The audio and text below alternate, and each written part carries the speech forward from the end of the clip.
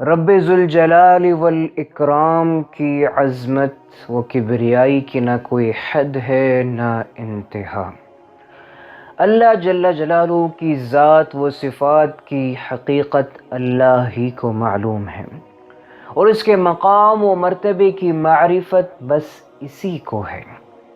اس نے اپنے لیے بہت سے اسماء حسنی یعنی اچھے اچھے نام تجویز فرمائے ہیں، اور اپنی بہت سے اعلیٰ اور پاکیزہ صفات بیان فرمائی ہے، تاکہ ہم انہی اسماء حسنی سے اس کو پکاریں اور اس کی پاکیزہ صفات کے ذریعے اس کی بڑائی اور کبریائی بیان کیا کریں۔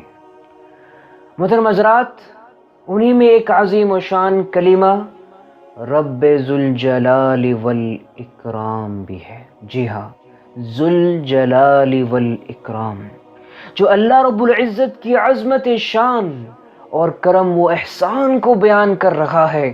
چنانچہ اللہ تبارک و تعالیٰ کا ارشاد ہے، تبارک اسم ربک ذی الجلال والاکرام، بہت بابرکت ہے آپ کے رب کا نام جو بڑی عظمت والا اور بڑے کرم والا ہے۔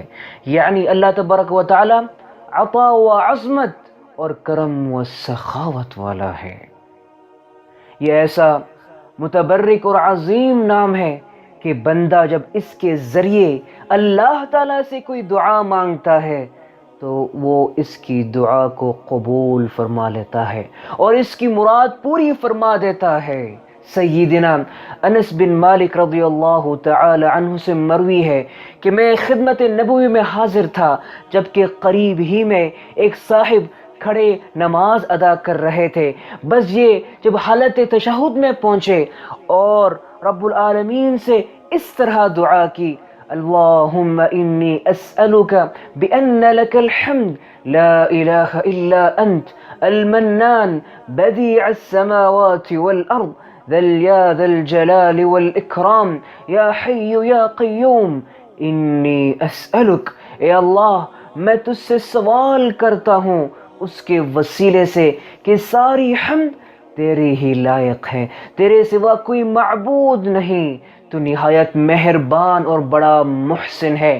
اے آسمان و زمین کے خالق، اے عظمت و جلال اور اکرام و سخاوت والے، یا حی یا قیوم، میں تجھ سے سوال کرتا ہوں۔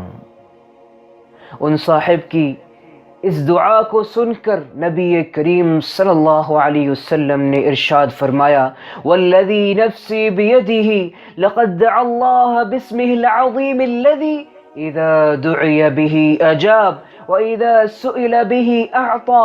اس ذات کی قسم جس کے قبضے میں میری جان ہے، اس بندے نے اللہ کے اس عظیم نام کے وسیلے سے دعا مانگی ہے کہ اس کے ذریعے جب اللہ سے دعا کی جائے تو وہ قبول فرما لیتا ہے، اور جب اس کے ذریعے اس سے کچھ مانگا جائے تو وہ عطا فرما دیتا ہے۔